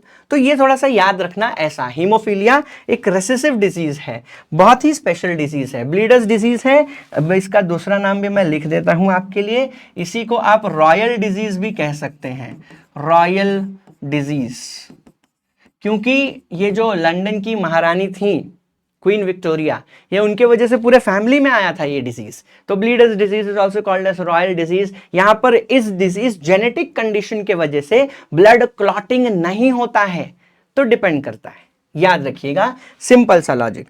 फिर सिकल सेल अनीमिया, अब ये थोड़ा सा याद रखना, इसको बहुत अभी तक जो पढ़ा वो सेक्स लिंक था। ये कौन है, ये है ऑटोसोम लिंक्ड रेसेसिव डिसऑर्डर। मतलब इस कंडीशन सिकल सेल अनीमिया का कंडीशन का जीन किस पे होगा, हमारे ऑटोसोम पे, सेक्स लिंक नहीं है, ये एक्स क्रोमोसोम पे नहीं होगा। अब ये पेरेंट से ऑफस्प्रिंग में जा रहा है। अब यहां पर क्या होने वाला है, मैं आपको थोड़ा सा समझाने की कोशिश करता हूं।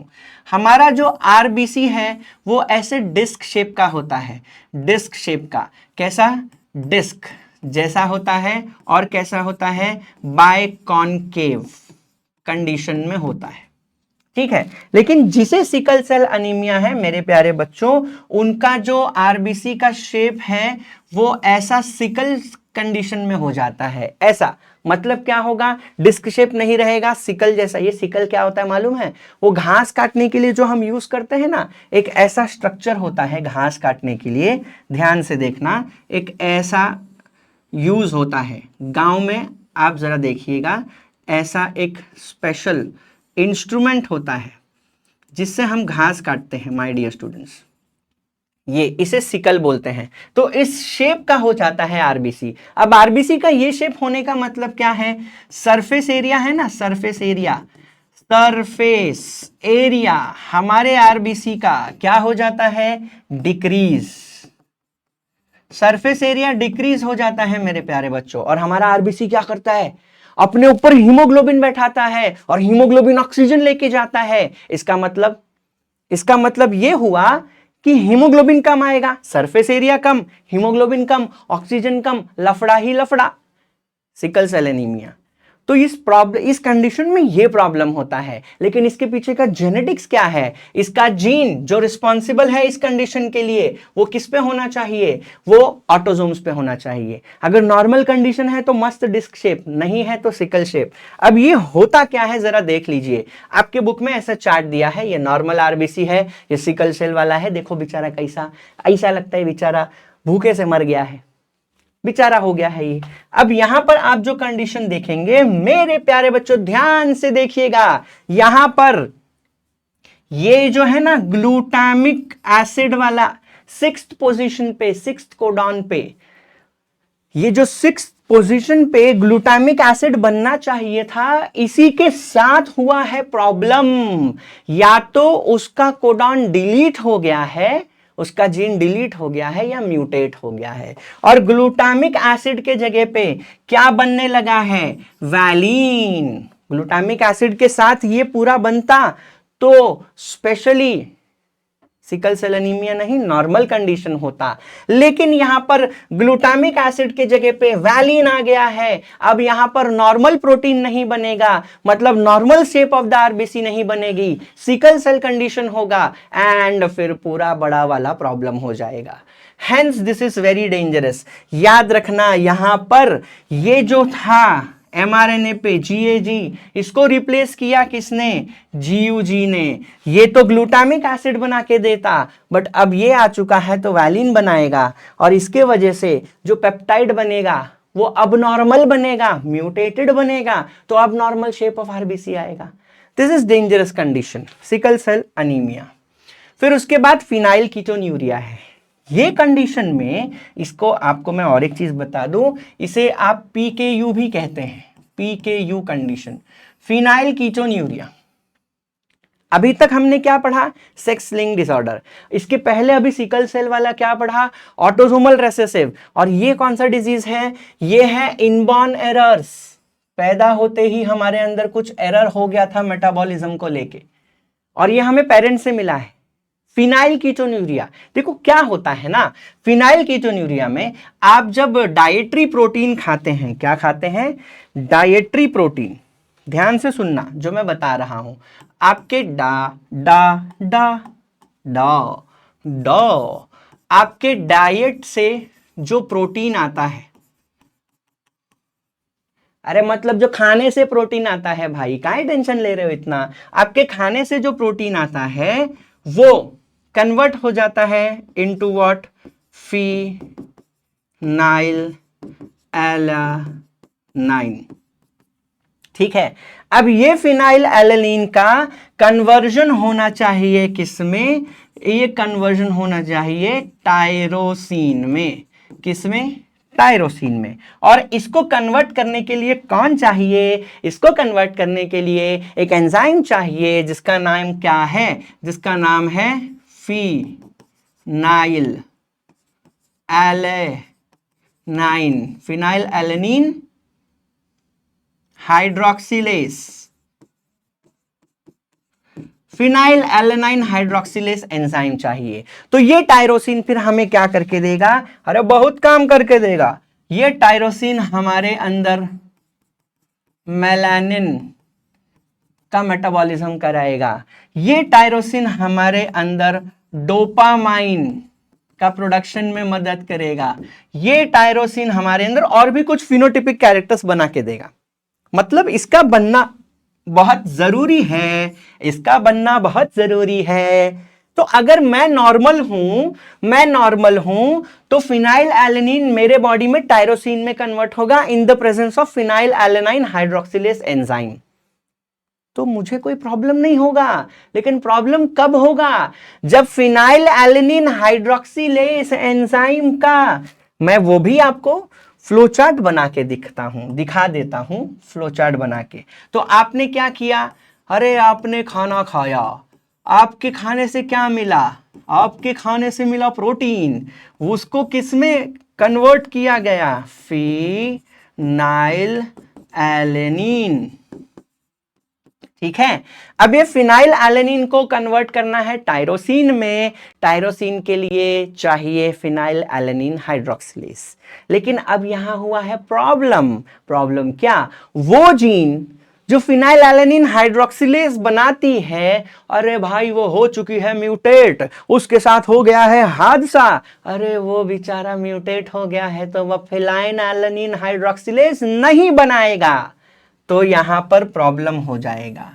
याद रखना, तो फिनाइल एलानिन हाइड्रोक्सिलेस बेचारा नहीं बन रहा है। जब फिनाइल एलानिन हाइड्रोक्सिलेस नहीं बनेगा तो फिनाइल एलानिन टायरोसिन में कन्वर्ट नहीं होगा, तो किस में कन्वर्ट हो जाएगा? फिनाइल एलानिन बेचारा किस में कन्वर्ट हो जाएगा? Phenyl pyruvic acid, phenyl pyruvic acid में जमा हो जाएगा, और ये हमारे बॉडी में अक्यूमुलेट होगा। खास करके ब्रेन में क्या होगा? अक्यूम्यूलेट, हमारे ब्रेन में अक्यूमुलेट होगा, जिसके वजह से मेंटल रिटार्डेशन और बाकी सारे प्रॉब्लम्स आने शुरू हो जाएंगे।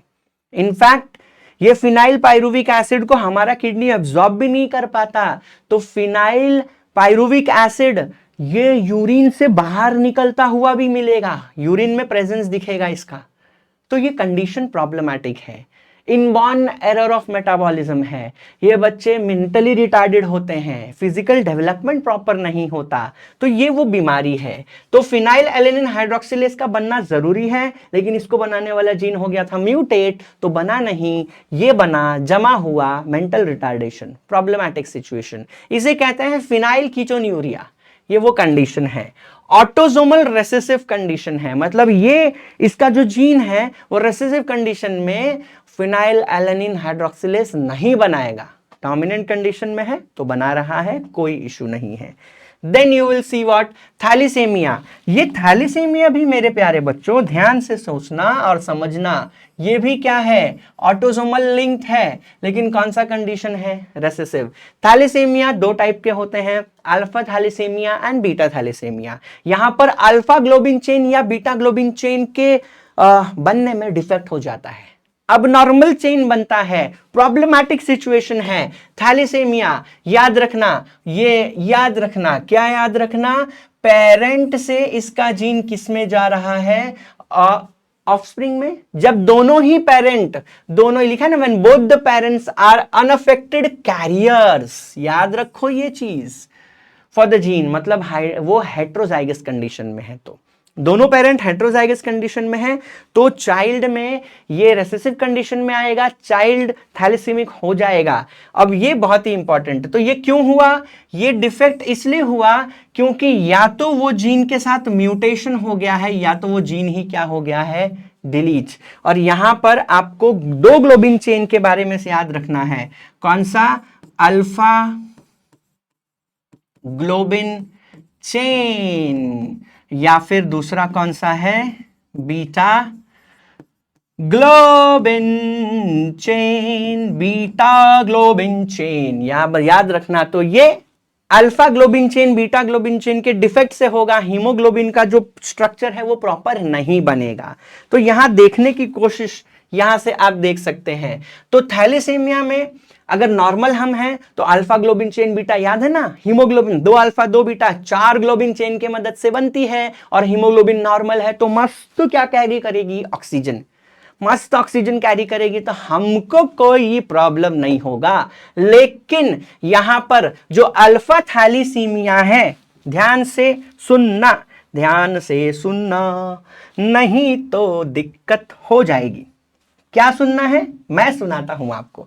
तो याद रखना, ये जो अल्फा थैलीसीमिया है, याद रखना अल्फा थैलीसीमिया, इसके लिए दो क्लोजली लिंक्ड जीन्स हैं। कौन सा जीन है, HbA1 जीन, और दूसरा कौन है, HbA2 gene, HbA1 gene, HbA2 gene, ये यहां पर भी दिया है, HbA1 एंड HbA2 जीन, ठीक है ना। कौन से क्रोमोसोम पे, क्रोमोसोम नंबर 16 पे। तो ये दोनों किधर हैं, वो भी याद रखना, क्रोमोसोम नंबर 16 पे होने वाले हैं। अब यहां पर अगर कुछ प्रॉब्लम हुआ, इन दोनों जीन में अगर डिफेक्ट आया, तो फिर वो जो चेन है ना, ग्लोबिन चेन, प्रॉपर नहीं बनेगी, म्यूटेटेड बनेगी। और म्यूटेटेड कैरेक्टर, म्यूटेटेड जीन कभी नॉर्मल कैरेक्टर नहीं देगी, म्यूटेटेड कैरेक्टर देगी, अल्फा थैलेसीमिया होने का चांस है, तो वो याद रखना। तो क्या हुआ, ये क्या हो गया, या तो म्यूटेट, अरे या तो डिलीट हो गया, या तो क्या हो गया, डिलीट, जिसके वजह से वो जो स्पेशल ग्लोबिन चेंज बननी थी वो नहीं बन पा रही है, एंड इसके वजह से या तो लेस अल्फा ग्लोबिन चेन बनेगा, मॉलिक्यूल बनेगा, या तो बनेगा ही नहीं, प्रॉब्लमैटिक है, थैलेसीमिया हो जाएगा। एंड ये जो बीटा थैलेसीमिया है वो भी याद रखना, कैसे, बीटा थैलेसीमिया, इसको कंट्रोल करने वाला सिंगल जीन है, कौन, HBB। देखो यहां दो जीन कंट्रोल कर रहे थे, वो क्रोमोसोम 16 पे थे, ये जो है HBB सिंगल जीन है, कौन से क्रोमोसोम पे है, chromosome number 11। HBB single gene, HBB chromosome number 11, और ये कौन, बीटा थैलेसेमिया। यहां पर भी क्या हुआ इस जीन के साथ, या तो म्यूटेशन या फिर वो डिलीशन और फिर प्रॉब्लमैटिक सिचुएशन है, थैलेसेमिया, बीटा थैलेसेमिया कंडीशन बन जाएगा मेरे प्यारे बच्चों। आई होप आपको यहां तक समझ रहा है। अब थोड़ा सा टॉपिक और पढ़ते हैं और ये चैप्टर कंट्रोल, मतलब ये चैप्टर खत्म करने की कोशिश करते हैं। अभी तक जो हमने पढ़ा वो जेनेटिक डिसऑर्डर था, वो एक जीन के वजह से डिसऑर्डर हो रहा था, जीन के डिफेक्ट के, म्यूटेशन के या डिलीशन के वजह से डिसऑर्डर हो रहा था। अभी क्रोमोसोमल डिसऑर्डर के बारे में पढ़ेंगे। कौन सा? क्रोमोसोमल डिसऑर्डर, ठीक है ना। ये क्यों हुआ? या तो एब्सेंस, या तो एक्सेस, या तो एबनॉर्मल अरेंजमेंट एक या एक से ज्यादा किसके? क्रोमोसोम से। तो ये याद रखना, जेनेटिक डिसऑर्डर जीन के डिफेक्ट से होता है और क्रोमोसोमल डिसऑर्डर क्रोमोसोम के या तो एब्सेंट होने की वजह से, या तो ज्यादा होने की वजह से, या तो गायब हो जाने की वजह से होता है। एब्सेंट मतलब गायब, सिंपल सी बात है। तो यहां पर क्रोमोसोम के बेसिस पे होने वाला है। अब यहां पर ना मस्त सेल डिवीजन चैप्टर का लिंक है और एकदम कड़क लिंक है। क्रोमैटिड सेपरेट होते हैं, वो एक्स शेप का क्रोमोसोम होता है, लाइक दिस एक्स शेप का क्रोमोसोम आपको याद हो, वो सेग्रीगेट होता है, उसको बोलते हैं क्रोमैटिड सेपरेशन। और वो जो मियोसिस वन के एनाफेज वन में होमोलोगस क्रोमोसोम सेपरेट होते हैं। ये दोनों याद रखना, बहुत ही सिंपल सा लॉजिक है, याद रखो। मैं आपको बता देता हूं लिख के। तो क्या होता है, या तो ये देखो ऐसे था ना, आपने स्टडी किया था, लाइक दिस, ये एक क्रोमैटिड, ये दूसरा क्रोमैटिड, ठीक है। यहां पर काइनेटोकोर था और ये कनेक्टेड था किससे? सेंट्रियोल से, ठीक है ना। बहुत इजी है। तो ये अगर नॉर्मल माइटोसिस वाला कंडीशन था, तो ये जब सेपरेट होगा तो कैसे सेपरेट होगा? याद रखिएगा, ये ऐसे, ये क्रोमैटिड सेपरेट हो जाएंगे, यहां पर इनके क्रोमैटिड सेपरेट होते हैं। बहुत ही सिंपल है भाई, एकदम सिंपल है। आप लोग तो स्कॉलर हो, आप लोग तो टॉपर हो। तो यहां क्या सेग्रीगेट हुआ? डायग्राम से देखने की कोशिश करो। यहां पर सिस्टर क्रोमैटिड्स, सिस्टर क्रोमैटिड्स क्या हो गए? सिस्टर क्रोमैटिड्स सेपरेट हो गए मेरे प्यारे बच्चों, सेपरेट हो गए सिस्टर क्रोमैटिड। यहां पर सिस्टर क्रोमैटिड सेपरेट हुए हैं। या फिर ऐसा हो सकता है, अगर आपको याद हो तो, शायद मैं फिर भी ड्रॉ करके दिखा दूंगा, ये ऐसा, ये ऐसा। आपको अगर याद हो तो ये कहां हुआ था? मियोसिस वन एनाफेज वन में। जरा ध्यान से देखोगे तो समझ में आएगा, आएगा, जरूर आएगा, अपना टाइम आएगा, अपना टाइम जरूर आएगा। तो ये देखो, ये भी आपको याद होगा। अगर बाई चांस नहीं है तो मैं बना रहा हूं, आप टेंशन मत लीजिए। ये देखो, ये भी यहां पर क्या है? ये भी सेंट्रियोल है, ये भी सेंट्रियोल है, स्पिंडल फाइबर, स्पिंडल फाइबर, इसका भी यहां पर काइनेटोकोर। तो अब इसमें फिल करेंगे अपन मस्त वाला च च च च च च च। ये सेंट्रोमियर ऐसे ही छोड़ देता हूं मैं। क्या बात है, क्या बात है, मस्त बन रहा है। ये देखो, ओ माय गॉड, ये तो लफड़ो थई गईस, अब नहीं होगा। ये देखो, ये देखो, oh my god, once more there is a problem, problem का है सॉल्यूशन, और अब नहीं होना चाहिए। वाह क्या बात है। तो आप ये देख सकते हैं यहां पर, ये टर्मिनलाइज्ड क्रोमोसोम है। मैं आपको बता दूं, ये टर्मिनलाइज्ड क्रोमोसोम, यहां पर देखो पॉइंट ऑफ कांटेक्ट बना है, टर्मिनलाइज्ड क्रोमोसोम का पॉइंट ऑफ कांटेक्ट। और यहां पर जो और एक चीज बनाना है, मैं वो भी बना के दिखाऊंगा। ये देखो, ये एक्सचेंज पार्ट था ना, एक्सचेंज पार्ट, एक्सचेंज पार्ट आपको देखना चाहिए, बहुत ही इंपॉर्टेंट था। ये सेल डिवीजन चैप्टर का रिवीजन मिल जा रहा है आपको मेरे प्यारे बच्चों, एकदम इजी तरीके से। तो याद रखने वाली बात ही तो मैं बताऊंगा ना आपको। ये देखो, ये वाली बात, ये देखो, ये वाला एक्सचेंज्ड मटेरियल का पार्ट, ये देखो एक्सचेंज्ड मटेरियल का पार्ट, ये देखो ऐसे आपको कुछ दिख रहा था। ये पॉइंट ऑफ कांटेक्ट को जरा सा झूम लूं मैं, अरे ना रे ना रे ना, ये देखो तो पॉइंट ऑफ कांटेक्ट चियाज माटा हो गया है, देखो ऐसा। अब ये जब सेपरेट होगा ना मेरे प्यारे बच्चों, तो ये क्रोमोसोम ऊपर जाएगा और ये क्रोमोसोम नीचे जाएगा, क्रोमोसोम ऊपर क्रोमोसोम नीचे, बना के दिखा दूं? अरे इतना रिक्वेस्ट कर रहे हो तो जरूर बना के दिखाएंगे, क्यों नहीं बना के दिखाएंगे, इस बार भी बना के दिखाएंगे। ये देखिए, ये काइनेटोकोर, ये काइनेटोकोर, स्पिंडल फाइबर, ठीक है। एंड देन ये यहां पर ऐसे सेपरेट हुआ, ध्यान से देखिए, बहुत ही सिंपल सी चीज बना रहा हूं, बहुत ही सिंपल सी चीज। ये इसका काइनेटोकोर एंड देन यहां पर इसका मस्त वाला, ये देखो सेंट्रियोल, ये दिखा। अब यहां पर मैं आपको एक्सचेंज्ड पार्ट बना के दिखा देता हूं, ये रहा एक्सचेंज्ड पार्ट, ये रहा एक्सचेंज्ड पार्ट, देखना जरूरी है। ये रहा एक्सचेंज्ड पार्ट, ये देखिए exchanged part. So you can see all such exchanged parts and यहां पर भी वो एक्सचेंज पार्ट दिखेगा, लेकिन हम यहां समझने की क्या कोशिश कर रहे हैं, ध्यान से देखो, पूरा क्रोमोसोम ही अलग हो गया है, पूरा क्रोमोसोम अलग हुआ है, जो कि बहुत इंपॉर्टेंट है मेरे प्यारे बच्चों। ये क्रोमोसोम अलग होना इज वेरी इंपॉर्टेंट। तो या तो क्रोमैटिड अलग होता है या कौन अलग होता है, क्रोमोसोम, है ना।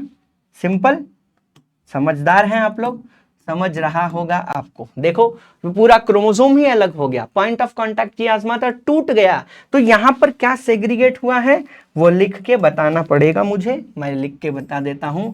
यहां पर क्रोमोसोम्स क्या हुआ है, यहां पर क्रोमोसोम्स सेपरेट हुआ है मेरे प्यारे बच्चों। क्या सेपरेट हुआ है, क्रोमोसोम सेपरेट हो गया है। तो यहां पर क्रोमोसोम सेपरेट हुआ है, तो यही दो चीज, यहां पर देखो क्रोमैटिड सेपरेट हुआ, यहां क्रोमोसोम सेपरेट हुआ, ये आपको याद रखना है। तो आपको क्या याद रखना है, यहां मैं वो मार्क करा के दिखा देता हूं।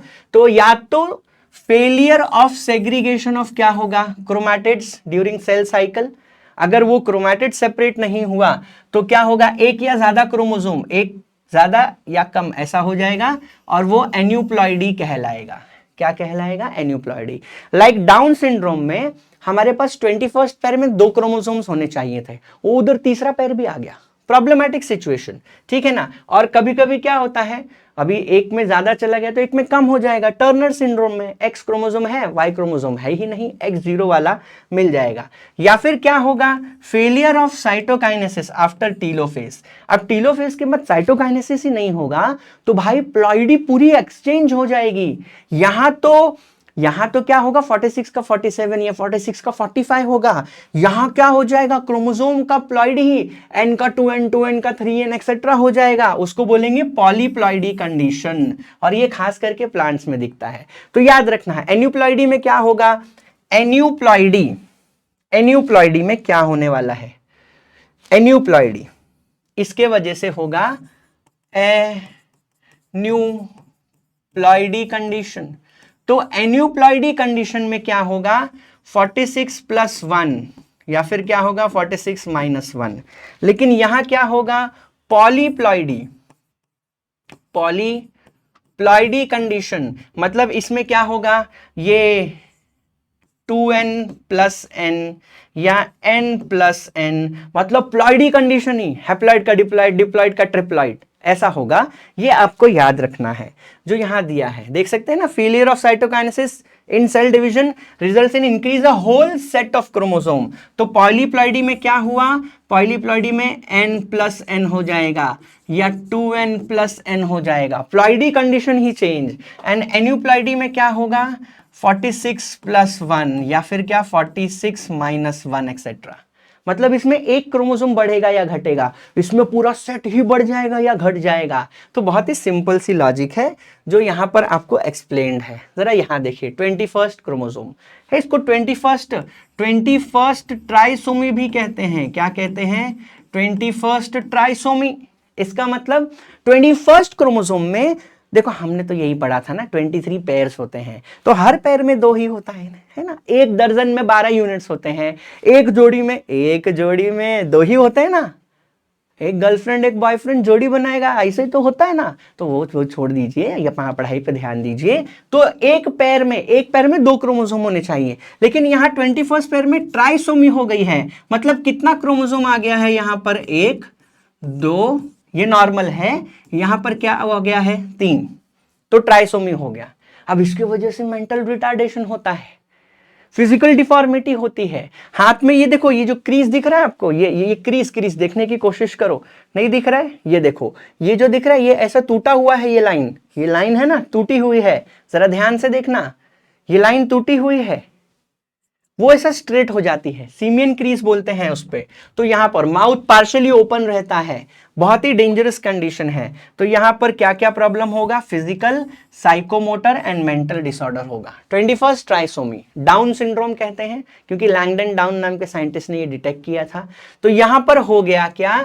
Trisomy of 21st, small problem, big issue, याद रखना, ठीक है। तो यहां एडिशनल कॉपी ऑफ एक क्रोमोसोम आ गई। देखो 2 होना चाहिए था, ये एक्स्ट्रा आ गई। इसके बाद में वाला और भी इजी है, क्लाइनफेल्डर जेनेटिक डिसऑर्डर है, क्रोमोसोमल है। किसमें क्या हुआ? Presence of additional copy of x chromosome. हम यूजुअली क्या होते हैं? हम होते हैं 46। अब इस 46 में क्या होता है? याद रखना, 44 प्लस XY होता है, या फिर क्या होगा? 44 प्लस XX होता है। ये नॉर्मल बंदे हैं ना। लेकिन यहां क्या हुआ?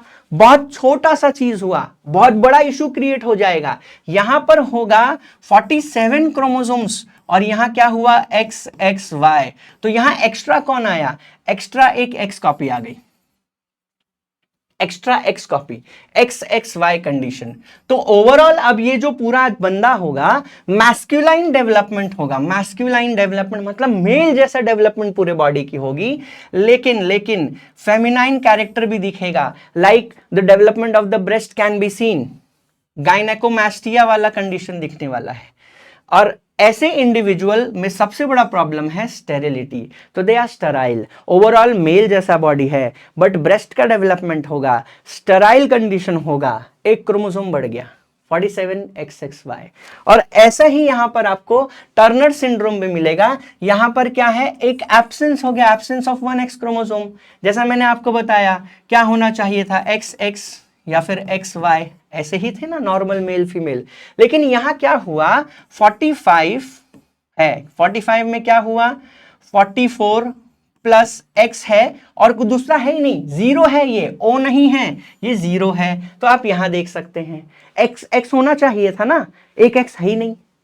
44 प्लस X 0, O नहीं है, 0 है। तो वो कौन है? वो फीमेल है। ये फीमेल होगी, स्टेराइल होगी, याद रखना, फीमेल है, स्टेराइल है। एंड जो सेकेंडरी सेक्सुअल कैरेक्टर है ना, सेकेंडरी सेक्सुअल कैरेक्टर नहीं होने वाला है। तो यहां पर प्रॉब्लमैटिक सिचुएशन होने वाली है। तो ये सारी सिचुएशन को थोड़ा सा याद रखना। और यहां पर हमारा ये जो प्यारा सा चैप्टर है, मेरे प्यारे स्टूडेंट्स, मेरे प्यारे बच्चों, ये जो प्यारा सा चैप्टर है, ये हमारा प्यारा सा चैप्टर खत्म होता है। The principles of inheritance and variation को खत्म किया हमने। आप पढ़ने की कोशिश कीजिए, मैंने आज जो होमवर्क दिया है उसको सॉल्व करने की कोशिश कीजिए, और हमारे चैनल पे बने रहिए और पढ़ते रहिए। टेक्स्ट बुक एनसीईआरटी का घोल के पी जाइए, और जो एक्स्ट्रा होगा वो बाद में पढ़ने की कोशिश कीजिए। तो मिलते हैं एक नए चैप्टर के साथ, इसी चैनल पे बने रहिए। जय हिंद।